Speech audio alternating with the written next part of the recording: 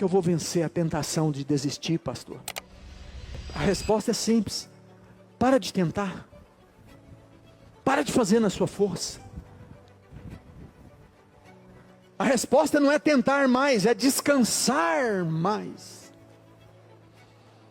Eu te digo, desista hoje de desistir. Vira por mão do seu lado e fala: desista de desistir. Abandone essa palavra da sua vida.